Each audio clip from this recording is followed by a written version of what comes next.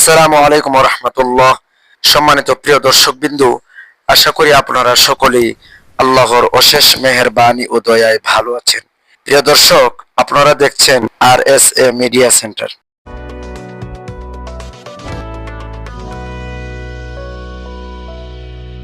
প্রিয় দর্শকবৃন্দু, আমরা এর আগের ভিডিওতে বর্ণনা করেছিলাম হযরত ইব্রাহিম আলাইহিস সালাম যেভাবে মূর্তিগুলো ভেঙেছিলেন। অতঃপর মূর্তিগুলো ভাঙ্গার পর ইব্রাহিম আলাইহিস সালামকে দলের নেতারা নমরুদের কাছে নিয়ে গেল। নমরুদ যখন পেশ করলো, তুমি কেন এই মূর্তিগুলো ভেঙেছো? ইব্রাহিম আলাইহিস সালাম বলেছিলেন, এই বড় মূর্তিটাকে জিজ্ঞেস করেন এই ছোট ছোট মূর্তিগুলো কে ভেঙেছে। কোন নমরুদ বলেছিল, নির্বোধ বোকা, তুমি কি বোঝো না এই মূর্তিগুলো নিজেরা কথা বলতে পারে না?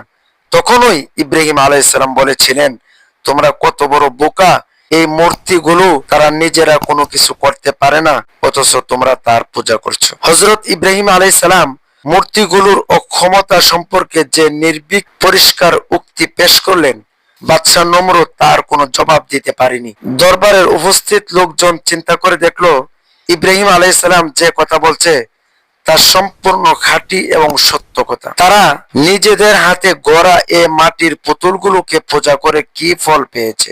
তাদের মনের এ প্রশ্নে তারা প্রকাশ করতেই চাচ্ছিল, কিন্তু বাদশাহর ভয়ে তাদের আর সাহস হলো না। ওইদিকে বাদশাহ নমরুদ হাজরের এ অল্প বয়স্ক ছেলেটির সাথে যুক্তিতে পরাজিত হয়ে পরাজয়নিত গ্লানি এবং অপমানের জ্বালায় মনে মনে ফুঁসে উঠছিল। সে ক্রোধে অগ্নিশম্রা হয়ে তার আমলাদেরকে আদেশ করলো, এ সর্বাধিত ছেলেটি ধৃষ্টতা ও স্পর্ধা সীমা অতিক্রম করেছে। এর এ সাহস দিকে আমি রীতিমতো অবাক হয়ে গিয়েছি, আর একে বাড়তে দেওয়া যাবে না। এর ২০ দাঁত এ মুহূর্তে ভেঙে দেওয়া দরকার। তোমরা ব্যবস্থা শুরু করো, বড় একটি অগ্নিকুণ্ড প্রজ্বলিত করো, একে সে অগ্নিকুণ্ডে নিক্ষেপ করে জ্বালিয়ে মারতে হবে এবং এ ঘটনা প্রকাশ্য লোকের সামনে অনুষ্ঠিত হবে, যাতে লোকজন দেখে শিখতে পারে কেউ এ জাতীয় অপরাধ যেন আর না করতে পারে। বাদশাহ নমরুদের আদেশে শিরোধার্য অবশ্যই পালনীয়, সুতরাং সঙ্গে সঙ্গে অগ্নিকুণ্ড নির্মাণ প্রজ্বলিত করার আয়োজন শুরু হয়ে গেল। এক বিশাল আকৃতির খোলা ময়দানে জমিন করে বিরাট আয়তন বিশিষ্ট একটি গভীর গর্ত তৈরি করা হলো।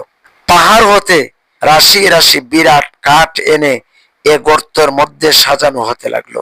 এরপর হাজার হাজার মন তেল ঢেলে কাঠ ভিজিয়ে তাতে অগ্নি সংযোগ করা হলো। ঘনকুর কৃষ্ণবর্ণ ধূম্র রাশি মাথায় ধারণ করে বিশ্বগ্রাসী অগ্নিরাশি বেশি গর্জনে জ্বলে উঠতে লাগলো। তার তাপে চারপাশে বহুদূর এলাকা পর্যন্ত উত্তপ্ত হয়ে গেল। কথিত আছে যে উক্ত অগ্নিকুণ্ডের দৈর্ঘ্য ছিল ২৪ মাইল এবং প্রশস্ত ছিল ২৪ মাইল। তার গভীরতা ছিল ১০০ গজ। অগ্নিকুণ্ড যখন দাউ দাউ করে জ্বলে উঠল, তখন আগুনের তাপে তার চারিদিকে কেউ যেতে পারছিল না। আগুনের শিখা এত দূর উঁচু হয়ে উঠল যে আকাশে অন্তত অর্ধ মাইল উপরে উড্ডয়নরত পাখিগুলো তারাও তার তাপে মারা গিয়ে মাটিতে পড়তে লাগলো। তখন সকলে এ সমস্যায় প্রমাণ গণে চিন্তা করতে লাগলো, কিভাবে অগ্নিকুণ্ডের নিকটবর্তী আমরা হতে পারি এবং ইব্রাহিমকে এই অগ্নিকুণ্ডে নিক্ষেপ করা যেতে পারে। কারো মাথায় কোনো যুক্তি বা বুদ্ধি আসলো না। পাপিষ্ঠ ইবলিস এসব ব্যাপারে দূর থেকে লক্ষ্য করছিল। সে দেখলো যে তারা মানুষেরা এক জটিল সমস্যায় পতিত হয়েছে। তারা তারই নির্দেশিত পথে বেশ সুন্দর ভাবে অগ্রসর হচ্ছিল, কিন্তু সহসা এক প্রতিবন্ধকতায় তাদের গতি বাধাগ্রস্ত হয়েছে। সে ভেবে দেখলো যে এ প্রতিবন্ধকতাকে তার নিজেরই গিয়ে অপসারণ করে দিতে হবে, নতুবা তারা এ পথে আর অগ্রসর হতে পারবে না।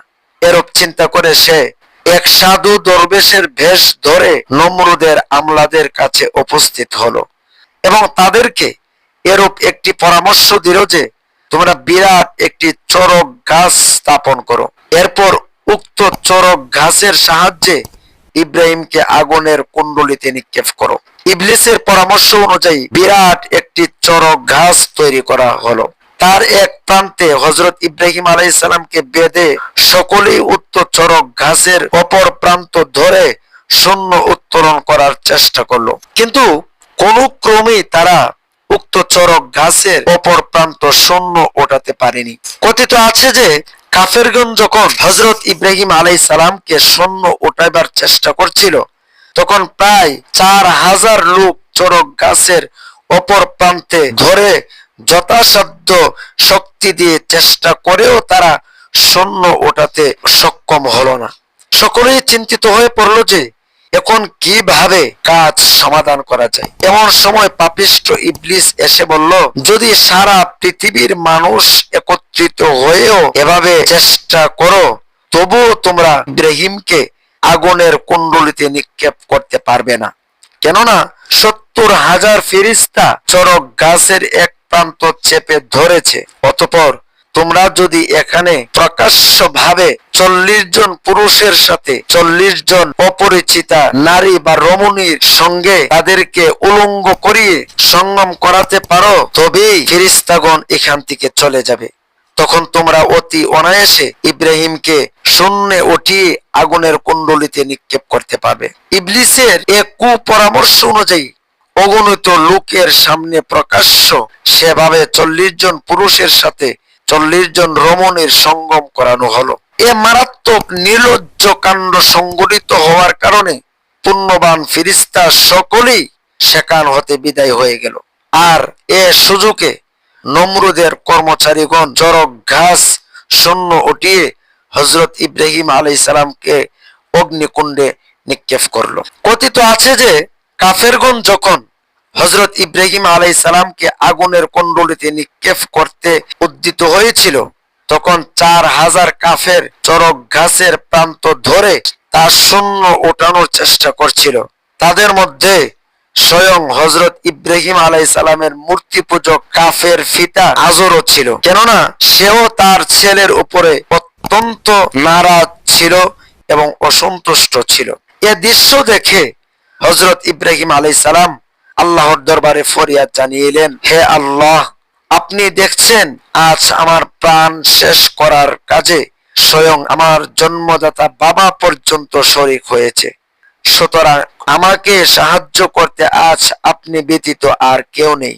বর্ণিত রয়েছে যে আল্লাহর প্রিয় দোস্ত ইব্রাহিম আলাইহিস সালামকে যখন ফেরেশতাদের দ্বারা উত্তোলিত চড়ক গাছ হতে অগ্নিকুণ্ড ছুটে পড়ছিলেন, ঠিক সে মুহূর্তে আল্লাহর নির্দেশে আসমানের দরজা সমূহ খুলে দেওয়া হলো, যেন ফেরেশতাগণ আল্লাহর বন্ধুর এ চরম সংকটকে প্রত্যক্ষ করে তার জন্য আল্লাহর দরবারে দোয়া জানাতে পারে। সত্যি এ লোমহর্ষক হৃদয় বিদারী দৃশ্য দেখে আসমানের সকল ফেরেশতাগণ শিহরিত হয়ে উঠেছিল এবং সকলেই মিলে আল্লাহর দরবারে আকুল ফরিয়াদ জানিয়ে বলছিলেন, হে আল্লাহ, তুমি তোমার এ খালেস বন্ধু, তোমার খলিল হযরত ইব্রাহিম আলাইহিস সালামকে নমরুদের জ্বলন্ত আগুন হতে বাঁচিয়ে রাখো। আল্লাহ রাব্বুল আলামিন তাদের ফরিয়াদ কবুল করলেন এবং ফেরেশতা জিবরাইল আলাইহিস সালামকে আদেশ করলেন, হে জিবরাইল, তুমি সমস্ত ফেরেশতাদেরকে নিয়ে আমার খলিলের কাছে জলদি উপস্থিত হও এবং তার নিকট জিজ্ঞেস করো সে তোমার নিকট হতে কি সাহায্য কামনা করে। জিবরাইল আলাইহিস সালাম হযরত ইব্রাহিম আলাইহিস সালামের নিকট চোখের পলকেই উপস্থিত হয়ে বললেন, হে আল্লাহর খলিল, বলুন আমাকে এখন কি করতে হবে। আপনি হুকুম করলে আমি ফেরেশতাগণকে নিয়ে আমাদের ডানার আঘাতে নমরুদের এই অগ্নিকুণ্ডকে এক মুহূর্তে 7 সমুদ্রে নিক্ষেপ করতে পারি। হযরত ইব্রাহিম আলাইহিস সালাম তাকে জিজ্ঞেস করলেন, হে ভাই জিবরাইল, এ কি আল্লাহর ইচ্ছা না আপনি আপনার ইচ্ছা প্রকাশ করেছেন? জিবরাইল আলাইহিস সালাম বললেন, এ আল্লাহ আমাকে বলেনি, তবে আমি বলছি এটা আমারও ইচ্ছা। তখন হযরত ইব্রাহিম আলাইহিস সালাম বললেন, ভাই জিবরাইল, আপনাকে আল্লাহ যা বলছেন আপনার শুধু তাই করা কর্তব্য, অন্য কিছু নয়। জিবরাইল আলাইহিস সালাম বললেন, তবে আপনি বলুন আপনি আমার নিকট এ সংকটজনক মুহূর্তে কি সাহায্য পেতে চান। জবাবে হযরত ইব্রাহিম আলাইহিস সালাম বললেন, আমি আপনার নিকট হতে কোনো প্রকার সাহায্য পেতে চাই না। আমি সাহায্য কামনা করি সে মহান মালিক আল্লাহ রাব্বুল আলামিনের কাছে। হযরত ইব্রাহিম আলাইহিস সালামের কথা শুনে ফেরেশতা জিবরাইল একবারেই নীরব হয়ে গেলেন। তিনি আর কোনো কথাই বললেন না। এদিকে হযরত ইব্রাহিম আলাইহিস সালাম এতক্ষণে আগুনের প্রায় নিকটবর্তী হয়ে গিয়েছেন। এখন শুধুমাত্র আগুনের স্পর্শ হওয়াটুকুই বাকি ছিল। কিন্তু ঠিক এ মুহূর্তে আল্লাহ রাব্বুল আলামিন পাক জবান হতে জোরে আওয়াজ হলো, কুলনা ইয়া নারু কুনি বারদাও ওয়া সালামান আলা ইব্রাহিম। অর্থাৎ আল্লাহ তাআলা বললেন, হে আগুন, আমার দোস্ত ইব্রাহিমের জন্য তুমি স্নিগ্ধ, শীতল ও শান্তিদায়ক হয়ে যাও। হযরত ইব্রাহিম আলাইহিস সালাম অগ্নিকুণ্ডে পতিত হলেন ঠিকই, কিন্তু তা আর তখন অগ্নিকুণ্ড রইল না। তার পতিত হবার পূর্বে মুহূর্তে তা এক সুন্দর সুগন্ধি বাগানে পরিণত হলো। সুবহানাল্লাহ। হযরত ইব্রাহিম আলাইহিস সালাম তারই মধ্যে পতিত হলেন এবং পরম শান্তি লাভ করলেন। কথিত আছে যে ফেরেশতা জিবরাইল আলাইহিস সালাম তখন অবাক হয়ে এক দৃষ্টিতে হযরত ইব্রাহিম আলাইহিস সালামের দিকে তাকিয়ে রইলেন। তা দেখে হযরত ইব্রাহিম আলাইহিস সালাম জিবরাইলকে জিজ্ঞেস করলেন, কি ভাই জিবরাইল, আপনি এমন আশ্চর্যজনিত হলেন, এর কারণ কি? জিবরাইল আলাইহিস সালাম জবাব দিলেন, হে আল্লাহর খলিল, আমি আল্লাহর কুদরত এবং রহমতের কথা চিন্তা করছি আর ভাবছি আপনার অভূতপূর্ব সবরের দৃশ্য দেখে। সত্যি বলতে কি, আপনার অভাবনীয় ধৈর্য এবং আল্লাহর প্রতি নির্ভরতা দেখে আমি বিস্ময়ে অভিভূত হয়ে পড়েছি। ধৈর্য এবং নির্ভরতার এমন দৃষ্টান্ত আমি আর কখনো দেখিনি। সুবহানাল্লাহ, সুবহানাল্লাহি ওয়া বিহামদিহি, সুবহানাল্লাহিল আযীম। হযরত ইব্রাহিম আলাইহিস সালাম অগ্নিকুণ্ডে নিক্ষেপ হবার পরে বাদশা নমরুদ তার সমস্ত লোকজন সহ সকলে দেখলো যে অগ্নিকুণ্ডের চারিদিকে ধাও ধাও করে আগুন জ্বলছে, অথচ তার মধ্যস্থলে আগুন নিবে সেখানে একটি সুন্দর ফুলের বাগান সৃষ্টি হয়েছে। আর তার কেন্দ্রস্থলে একখানা স্বর্ণর পালঙ্কে হযরত ইব্রাহিম আলাইহিস সালাম আসীন হয়ে পরম আনন্দে আল্লাহ তাআলার গুণগান করছেন। এই আশ্চর্য ঘটনা দেখে বাদশা নমরুদ আফসোস করে বলল, হায়, আমার এত শ্রম চেষ্টা ব্যর্থতায় পরিণত হলো। এই আশ্চর্য ঘটনা চোখের সামনে দেখে বহু সংখ্যক কাফের তখনই হযরত ইব্রাহিম আলাইহিস সালামের প্রচারিত সত্য ধর্মে দীক্ষিত হলো। এক পর্যায়ে নমরুদ আগুনকে উদ্দেশ্য করে বলল, হে আগুন, তোমার কি জ্বালানির ক্ষমতা নেই? তোমার ভিতরে কি পাওয়ার নেই? তোমার ভিতরে কি তোমার হিট নেই? তখন আগুন বলছিল, হে নমরুদ, আমি আগুনের পাওয়ার বা হিট, তাপ আছে কি নাই তুই নমরুদ এসে দেখ। কিন্তু আমি আগুন আল্লাহর প্রিয় বন্ধু হযরত ইব্রাহিম আলাইহিস সালামের জন্য শান্তিদায়ক হয়ে গিয়েছি। সুবহানাল্লাহ। কিন্তু এ ঘটনায় পাপিষ্ঠ নমরুদের মন আবার বিক্ষুব্ধ হয়ে উঠল। সে হযরত ইব্রাহিম আলাইহিস সালামকে হত্যা করার জন্য আবার উদ্যোগী হয়ে তার লোক লস্করকে বলল যে, ইব্রাহিমের সাথে আগুন নিজের ধর্ম পালন না করলেও আমরা ইব্রাহিমকে অন্যভাবে হত্যা করব, এসো তোমরা আমার সাথে।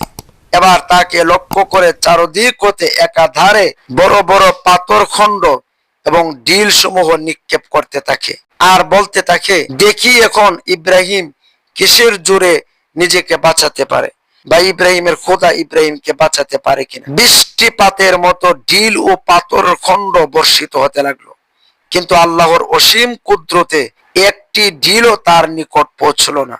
ঢিলগুলো সবই বাতাসের সাহায্যে শূন্য ভাসতে লাগলো। বাদশা নমরুদ এবার তার চেষ্টা ব্যর্থ হলো। এভাবেই হযরত ইব্রাহিম আলাইহিস সালাম অগ্নি পরীক্ষায় উত্তীর্ণ হয়েছেন। হযরত ইব্রাহিম আলাইহিস সালাম আগুন থেকে ফিরে আসেন।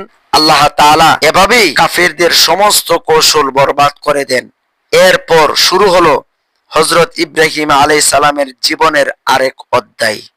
আল্লাহ রাব্বুল আলামিন আমাদেরকে এই ঘটনা থেকে শিক্ষা গ্রহণ করার তৌফিক দান করুন। আল্লাহুম্মা আমিন। ইব্রাহিম আলাইহিস সালামের বাকি ঘটনাগুলো শুনতে আমাদের এই চ্যানেলে চোখ রাখুন। জাযাকুমুল্লাহু খায়র।